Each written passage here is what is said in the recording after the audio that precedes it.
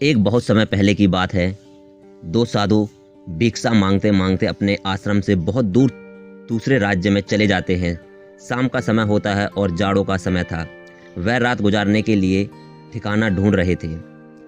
तभी चेला बोला, गुरुजी वहाँ उजाला दिखाई दे रहा है, शायद वहाँ कोई रहता है। और दोनों उसी दिशा में बढ़ने लगते हैं। वहाँ एक झोपड़ी बनी होती है।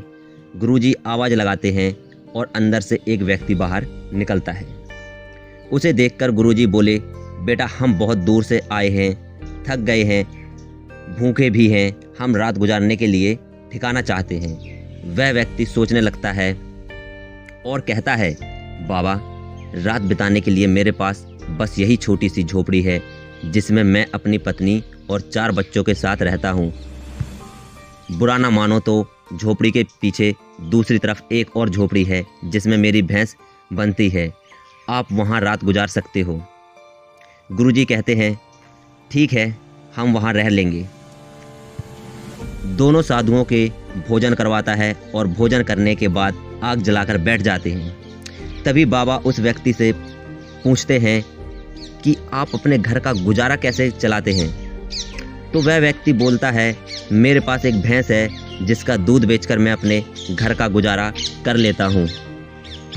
उनके बीच काफ़ी समय तक बातें होती रहीं और फिर वह व्यक्ति अपनी झोपड़ी में चला गया और दोनों साधु वहीं भैंस वाली झोपड़ी में चारपाई पर सो गए।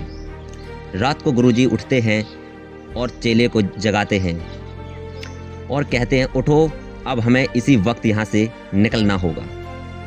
चेला उठता है और कहता है, गुरुजी अभी तो बहुत रात है।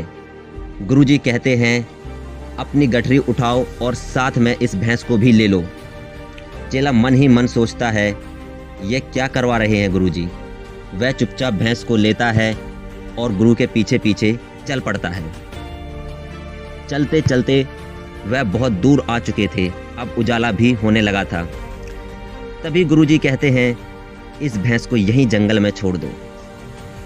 चेले से रहा नहीं गया और बोलता है, गुरुजी जब आपको यह भैंस छोड़नी ही थी तो उस बेचारे की भैंस लाए ही क्यों।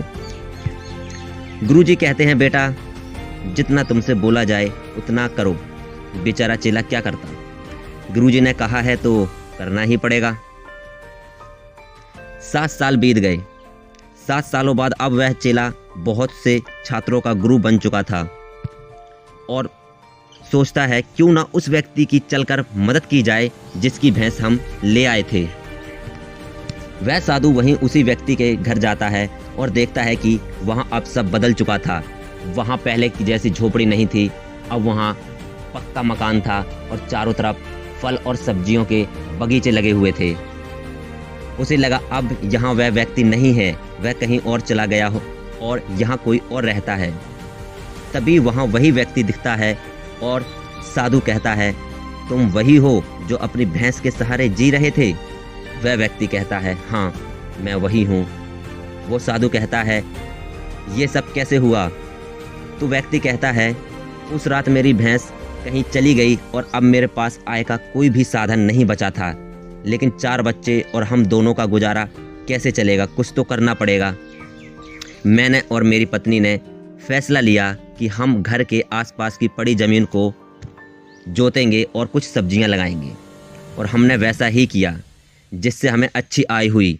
और ऐसा करते करते आज मेरे पास 70 एकड़ से भी ज़्यादा ज़मीन है, जिसमें फलों के बगीचे और सब्जियां उगाते हैं, जिससे अब हमारे पास अच्छी खासी आय होती है। और आसपास के 50-60 गाँव में मैं ही फलों और सब्जियों का सबसे बड़ा व्यापारी हूँ। यह बात सुनकर वह साधु समझ गया कि गुरुजी ने उससे वह काम क्यों करवाया था। तो दोस्तों, अगर आपकी ज़िंदगी में भी कोई ऐसी ही भैंस अड़चन डाल रही है तो उसे अपनी ज़िंदगी से अभी छोड़ें और काफ़ी दूर निकाल दें। धन्यवाद।